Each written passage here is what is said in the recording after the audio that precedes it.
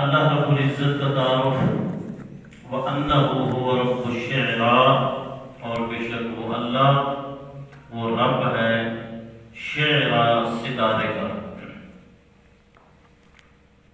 سوال پیدا ہوتا ہے کہ ستارے تو بہت ہیں، اللہ رب العزت نے صرف شعرا ستارے کا ذکر کیا ہے، اس کی وجہ کیا ہے؟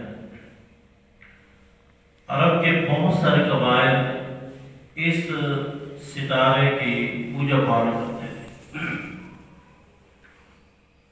اور بہت سارے قبائل اگرچہ پوجا نہیں کرتے تھے لیکن اس کا احترام کرتے تھے۔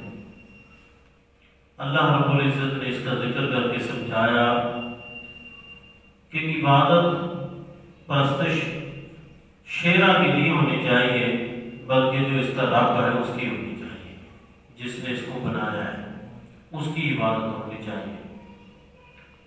اور یہ ستارہ ستاروں کا مجموعہ ہے، اور یاد رکھیں یہ ستارہ سورج سے حجم میں بہت بڑا ہے، اور اس کی روشنی سورج سے 21 گنا زیادہ ہے اس ستارے کی۔ اور مصر کے اندر بھی اس ستارے کی بہت زیادہ پوجا پاٹ ہوتی تھی، اور یہ ستارہ جس موسم میں طلوع ہوتا تھا تو اس موسم میں دریائے نیل کے اندر سیلاب کی آمد ہوتی تھی، اور وہ سمجھتے تھے کہ یہ تغیر تبدل، یہ جو خوشحالی آتی ہے اس میں شعرا ستارے کا دخل ہے۔ اللہ پاک نے ان تمام عقائد نظریات کی تردید کی اور کہا کہ انہو هو رب الشعرا، وہ شعرا ستارے کا رب ہے، تو عبادت اس کے ہونی چاہیے۔ رسول اکرم صلی اللہ علیہ وسلم ایک دن حدیبیہ کے مقام پر آپ نے صبح کی نماز پڑھائی، اور اس رات بارش بھی ہوئی تھی، تو نماز کے بعد صحابہ کرام کی طرف متوجہ ہوئے اور کہا کہ آج کچھ لوگ ستاروں کی وجہ سے ہلاک ہو گئے ہیں۔ کس طرح کہ جن لوگوں نے، بلکہ یوں حدیث کے الفاظ ہیں کہ بعض لوگوں نے آج صبح اپنے آپ کو ہلاکت میں مبتلا کیا اور کچھ لوگ نجات پا گئے۔ جن لوگوں نے یہ کہا کہ آج بارش ہوئی ہے ستارے کی وجہ سے، تو وہ تباہ و برباد ہو گئے، اور جنہوں نے کہا کہ آج بارش ہوئی ہے اللہ کی رحمت کی وجہ سے، تو وہ نجات پا گئے۔ یاد رکھیں ستاروں کے 3 مقاصد قرآن مجید کے اندر بیان کیے گئے ہیں۔ ایک تو یہ آسمان کی زیب و زینت ہے، اور دوسرا یہ شیطان کو بھگانے کا ذریعہ ہے، رجوما للشیاطین، جس طرح ہم نے سورۃ ملک کے اندر پڑھا ہے، اور تیسرا یہ ہے کہ ان کے ذریعے رہنمائی حاصل کی جاتی ہے۔ ایک دوست ہیں، وہ بحری جہاز میں کیپٹن تھے، بہت پہلے کی بات ہے، وہ کہتے ہیں کہ جب میں نے ایک دن ذکر کیا اس شعرا ستارے کا، یہ آیت پڑھی، تو کہنے لگا کہ مجھے اب سمجھ آئی ہے کہ ہم جب بحری جہاز میں ہوتے تھے تو اس ستارے کے ذریعے بھی ہم سمت کا تعین کرتے تھے، اور اس کے ذریعے ہم رہنمائی بھی لیتے تھے۔ ویسے پرانے جو ہمارے اسلاف ہیں پہلے والے، وہ ستاروں کے ذریعے بھی اپنے رات کے جو اوقات ہیں پچھلی رات کے، ان میں تعین کرتے تھے کہ یہ ستارہ رات کے اس حصے میں فلاں جگہ، ترنگڑ بھی ایک لفظ بولا جاتا تھا، 3 ستارے بالکل اکٹھے ہوتے کہ رات کے اس حصے میں یہ ترنگڑ جو ہے یہ فلاں جگہ پر ہوتا ہے، تو اس سے وہ اپنا تعین کر دیتے تھے۔ تو یہاں بھی رب کائنات نے شعرا ستارے کا ذکر کیا ہے، اور بعض لوگ آج کے دور میں بھی اخبارات میں بھی مضامین آتے ہیں قسمت معلوم کرنے کے لیے کہ اس کا ستارہ جو ہے سدت گردش میں ہے، اس کا ستارہ ایسے ہے ایسے ہے۔ جو اس قسم کے عقائد و نظریات کے حامل ہیں لوگ، تو وہ قرآن و سنت کے احکام کی خلاف ورزی کر رہے ہیں۔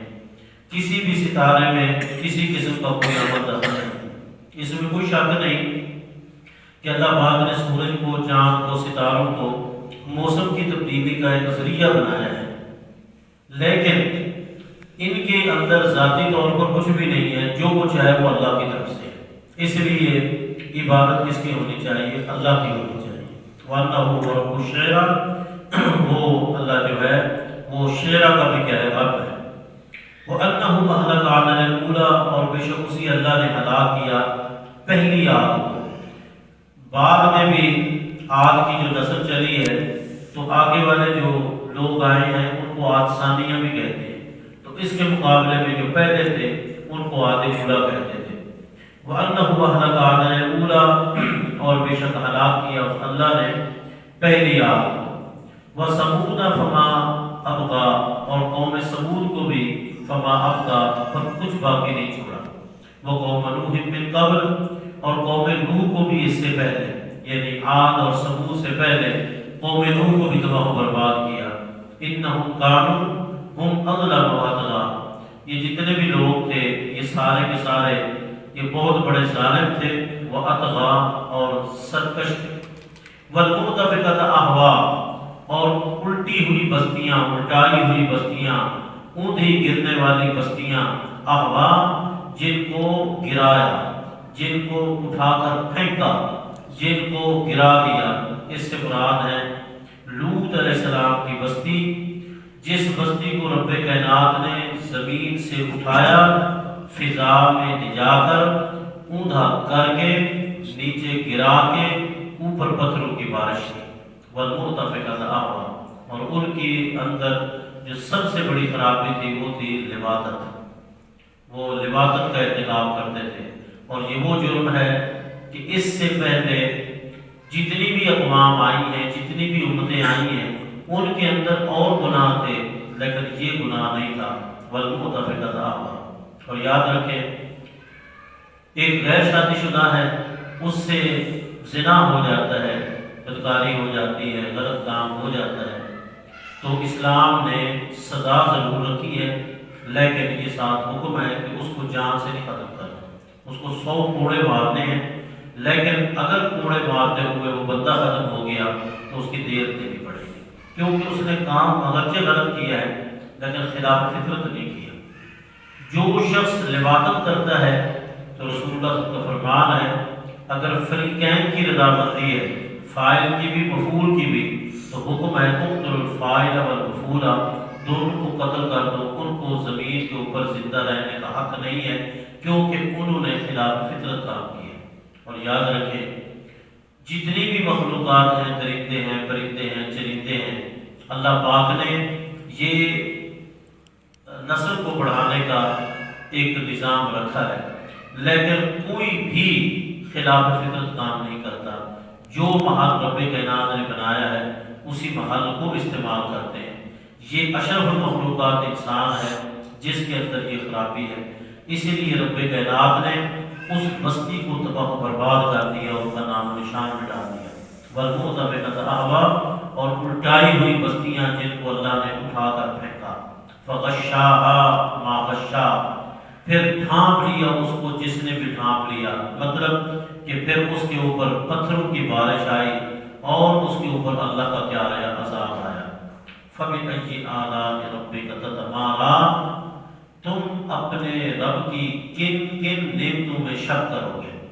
سورۃ الرحمن کے اندر بار بار یہ لفظ ہے فَبِأَيِّ آلَاءِ رَبِّكُمَا تُكَذِّبَانِ، تم اپنے رب کی کون کون سی نعمتوں کو جھٹلاؤ گے، اور یہاں ہے فَبِأَيِّ آلَاءِ رَبِّكَ تَتَمَارَىٰ، تم اپنے رب کی کن کن نعمتوں میں شک کرو گے۔ پیچھے اقوام کا ذکر کیا، ان کی تباہی کا ذکر کیا، اور پھر آگے کہا فَبِأَيِّ آلَاءِ رَبِّكَ تَتَمَارَىٰ۔ اس کی وجہ یہ ہے ان اقوام کو تباہ و برباد کرنا یہ بھی اللہ کا بہت بڑا احسان تھا، یہ اللہ کی نعمت، اللہ کا احسان تھا کہ کہ اللہ نے ان ظالموں کو تباہ و برباد کیا اور زمین سے ایسے ظالموں کو کیا کر دیا، ختم کر دیا کہ اللہ کا بہت بڑا انعام۔ فَبِأَيِّ آلَاءِ رَبِّكَ تَتَمَارَىٰ، تم اپنے رب کی کس کس نعمت میں، کن کن نعمتوں میں کیا کرو گے، شک کرو گے۔ ھذا نذیر من النذر الاولیٰ، یہ محمد صلی اللہ علیہ وسلم یہ ڈرانے والے ہیں پہلے ڈرانے والوں میں سے۔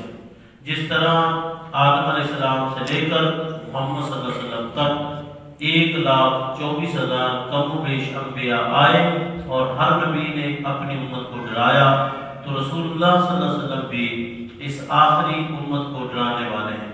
ھذا نذیر، یہ محمد صلی اللہ علیہ وسلم ڈرانے والے ہیں پہلے ڈرانے والوں میں سے۔ یہ مشرکین مکہ کو سمجھایا جا رہا ہے کہ تم اپنی اصلاح کر لو، اگر تم نے بھی اس نبی کا انکار کیا اور اپنی اصلاح نہ کی تو تم بھی سابقہ اقوام کی طرح تباہ و برباد ہو سکتے ہو۔ لیکن جس طرح پہلی قومیں تباہ و برباد ہوئی، اس امت کو اللہ پاک نے اس طرح تباہ و برباد نہیں کیا۔ حالانکہ دیکھا جائے تو جتنی اقوام کے جو بھی گناہ ہیں وہ سارے کے سارے اس امت کے اندر موجود ہیں، لیکن پھر بھی یہ امت ان امتوں کی طرح تباہ و برباد نہیں ہوئی۔ کیوں؟ وَمَا أَرْسَلْنَاكَ إِلَّا رَحْمَةً لِّلْعَالَمِينَ، رسول اللہ صلی اللہ علیہ وسلم جہان والوں کے لیے رحمت بن کے آئے ہیں۔ جزوی طور پر فسق، مسخ، قذف، شکل کا بگڑنا، پتھروں کا آنا، زمین کے اندر دھنس جانا، جزوی طور پر عذاب آ سکتا ہے، لیکن کلی طور پر سارے کے سارے گناہ گار اس انداز میں ختم نہیں ہوں گے جس طرح پہلے گناہ گار کیا ہوئے، ختم ہو گئے۔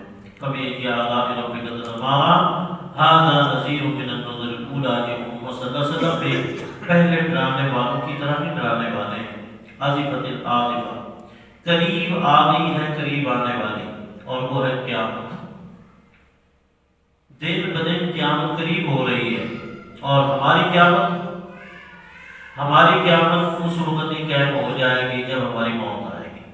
ایک شخص نے رسول اللہ صلی اللہ علیہ وسلم سے پوچھا کہ اللہ کے رسول صلی اللہ علیہ وسلم قیامت کب آئے گی؟ آپ نے اسی مجلس کے اندر ایک چھوٹا بچہ بیٹھا تھا، آپ نے فرمایا یہ بوڑھا نہیں ہوگا، تیری قیامت قائم ہو جائے گی۔ جب یہ بوڑھا ہوگا تو اس دنیا سے چلا جائے گا، تیری قیامت قائم ہو جائے گی۔ مات فقط قامت قیامت ہو، جو بندہ فوت ہو گیا اس کی قیامت قائم ہوگی۔ اس لیے قریب آ گئی ہے، قریب آنے والی۔ روزانہ ہماری محدود زندگی کا ایک دن ختم ہو جاتا ہے، ایک وقت آ جائے گا یہ زندگی ختم ہو جائے گی۔ لیس لہا من دون اللہ کاشفہ، نہیں اس کے لیے اللہ کے سوا کوئی ٹالنے والا۔ یہ قیامت جب آئے گی تو اس قیامت کو اگر کوئی روک سکتا ہے تو صرف اللہ ہی روک سکتا ہے، اس قیامت کو ہٹا سکتا ہے تو اللہ ہی ہٹا سکتا ہے، اس قیامت کو کھول سکتا ہے تو اللہ ہی کھول سکتا ہے، اللہ کے سوا کسی کے پاس کوئی اختیار نہیں۔ ایک دن جبرائیل علیہ السلام رسول اللہ صلی اللہ علیہ وسلم کے سامنے بیٹھے اور آپ نے سوالات کیے، اور جبرائیل علیہ السلام انسانی شکل میں تھے۔ ان سوالات میں سے ایک سوال یہ بھی تھا، متی الساعہ، قیامت کب آئے گی؟ تو آپ نے آگے سے جواب دیا، مل مسئول عنہا بأعلم من السائل، جس سے پوچھا گیا ہے وہ اور جو پوچھنے والا ہے وہ دونوں ہی اس معاملے میں کچھ نہیں جانتے، نہ تجھے پتا ہے نہ مجھے پتا ہے، نہ میں جانتا ہوں نہ تو جانتا ہے۔ نشانیاں ضرور بتائی ہیں جو اللہ نے آپ کو بتلائی ہیں، لیکن سال کا، تاریخ اور مہینے کا تعین نہیں کیا۔ لیس لہا من دون اللہ کاشفہ، نہیں اس قیامت کے لیے اللہ کے سوا کوئی بھی کھولنے والا، ٹالنے والا۔ اب ہم ھذا الحدیث تعجبون، کیا اس بات سے تم تعجب کرتے ہو؟ لفظ حدیث اس جگہ قرآن پر بولا گیا ہے، لفظ حدیث اس جگہ قرآن پر بولا گیا ہے، اور لفظ حدیث رسول اللہ صلی اللہ علیہ وسلم کے فرمان پر بھی بولا گیا ہے۔ تو حدیث کا لفظ قرآن پر بھی ہے، حدیث کا لفظ رسول اللہ صلی اللہ علیہ وسلم کے فرمان پر بھی ہے۔ افمن ھذا الحدیث تعجبون، کیا اس حدیث سے یعنی کہ اس بات سے تم تعجب کرتے ہو؟ وتضحکون، اور تم ہنستے ہو، ولا تبکون، اور تم روتے نہیں ہو۔ دنیا کے اندر کتنے انسان ہیں جو ہنس رہے ہیں، اور دنیا کے اندر کتنے ہی لوگ ہیں جو رو رہے ہیں۔ کل ہم نے پڑھا تھا کہ وہ اضحک و ابکا، وہ ہنساتا بھی وہی ہے اور رلاتا بھی وہی ہے۔ کل بھی میں نے بیان کیا تھا کہ بری میں جب گئے تھے تو ہنستے ہوئے ہی گئے تھے، جب واپس آئے ہیں تو نہ وہ ہنس رہے تھے بلکہ ہر آنکھ اشکبار تھی، ہر آنکھ رو رہی تھی۔ تلقن کے اندر 8 ہی جنازے ایک ہی گھر سے اٹھے ہیں، ایک ہی گھر سے 8 جنازے اٹھے ہیں، اور اس وقت کیا منظر تھا جب 8 جنازے ایک گھر سے نکلے ہیں۔ وَتَضْحَكُونَ وَلَا تَبْكُونَ، تم دنیا میں ہنستے ہو روتے نہیں ہو۔ اس لیے قرآن مجید کے ایک اور مقام پر ہے فَلْيَضْحَكُوا قَلِيلًا وَلْيَبْكُوا كَثِيرًا، ہنسو تھوڑا رو زیادہ۔ جو دنیا میں ہنس کے زندگی گزارتا ہے اور اللہ کے خوف سے نہیں روتا تو پھر ایک وقت ایسا آئے گا پھر وہ روئے گا اور اس کو چپ کرانے والا کوئی نہیں ہوگا۔ وَتَضْحَكُونَ، تم ہنستے ہو روتے نہیں ہو، وَأَنْتُمْ سَامِدُونَ، اور تم گا بجا کر ٹالتے ہو، مطلب فضول باتوں میں تم مصروف رہتے ہو۔ سمت سوال کے ساتھ ہو اس کا معنی اور ہوتا ہے، اس کا معنی بے نیازی ہوتا ہے، اور سمت سین کے ساتھ ہو تو اس کا معنی ہوتا ہے کہ فضول باتیں کر کے وقت کو کیا کرنا، ضائع کرنا، ٹال مٹول کرنا۔ وَأَنْتُمْ سَامِدُونَ، اور تم گا بجا کر ٹالتے ہو، یعنی فضول باتوں میں تم وقت گزارتے ہو۔ فَاسْجُدُوا لِلَّهِ وَاعْبُدُوا، بس تم سجدہ کرو اللہ کے لیے اور اللہ کی کیا کرو، عبادت کرو۔ رسول اکرم صلی اللہ علیہ وسلم نے ایک دن صحیح بخاری کتاب و تفسیر کے اندر ہے کہ نبی صلی اللہ علیہ وسلم نے سورۃ نجم کی تلاوت کی، یہ پوری کی پوری سورۃ نجم پڑھی آپ نے، اور اندازہ لگائیں نبی صلی اللہ علیہ وسلم کے پڑھنے کا انداز کتنا خوبصورت ہوگا، آپ کی آواز کتنی خوبصورت ہوگی۔ اور اس وقت مسلمان بھی موجود تھے اور غیر مسلم بھی موجود تھے۔ نبی علیہ السلام نے جب یہ سورت پڑھی اور اس کی جو آیاتیں ہیں وہ بالکل ملتی جلتی ہیں، اتنا لطف آتا ہے انسان کو کہ انسان کو جب ترجمہ آتا ہو سننے میں بھی پڑھنے میں بھی۔ تو نبی صلی اللہ علیہ وسلم نے جب وہ پڑھی تو مسلمان بھی ان پر اثر ہوا، حتیٰ کہ جو غیر مسلم تھے ان پر بھی اثر ہوا۔ یہ قرآن کی تاثیر ہے اور یہ قرآن کا معجزہ ہے۔ تو پھر آخر میں نبی صلی اللہ علیہ وسلم نے سجدہ کیا، حتیٰ کہ جو مسلمان تھے وہ بھی سجدے میں چلے گئے، جو غیر مسلم تھے وہ بھی سجدے میں چلے گئے۔ صرف ایک شخص تھا غیر مسلموں سے جس نے سجدہ نہیں کیا، مٹی اٹھائی اور ماتھے پہ لگا لی اور کہا مجھے بس اتنا ہی کافی ہے۔ اس کا نام تھا امیہ بن خلف، اور پھر وہ کفر میں اس دنیا سے گیا، اس کا خاتمہ جو ہے وہ اس پر ہوا، کفر پر ہوا۔ تو نبی صلی اللہ علیہ وسلم نے یہ سورہ مبارکہ پڑھی اور سجدہ کیا۔ اس سجدے کے حوالے سے 2 باتیں آپ کو بتاتا چلوں۔ سجدہ کرنا مستحب ہے، افضل ہے، لیکن لازم فرض واجب نہیں ہے۔ سجدہ کرنا مستحب ہے، افضل ہے، لیکن لازم فرض واجب نہیں ہے۔ یہ نہیں ہے کہ اگر کوئی سجدہ نہیں کرتا تو وہ گناہ گار بن جائے گا، لیکن جو کرے گا اس کو ثواب کیا ہوگا ضرور۔ حضرت عمر رضی اللہ تعالیٰ عنہ نے ایک جمعے میں خطبہ جمعہ کے اندر اس کی تلاوت کی اور سجدہ کیا، اور دوسرے جمعے تلاوت کی اور سجدہ نہ کیا۔ بتایا کہ سجدہ کرنا افضل ہے، لیکن اگر کوئی نہیں کرتا تو گناہ گار نہیں ہوتا۔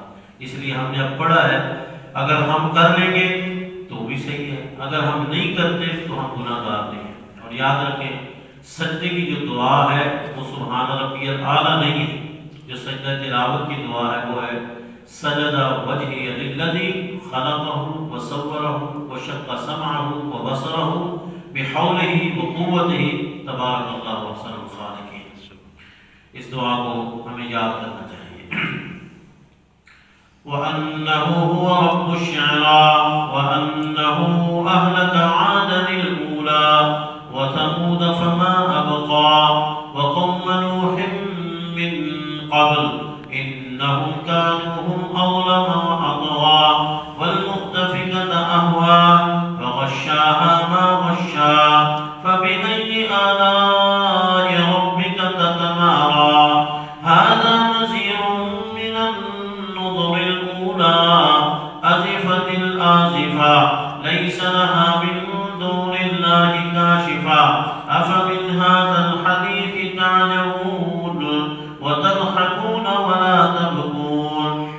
وأنتم سامدون فاسجدوا لله واعبدوا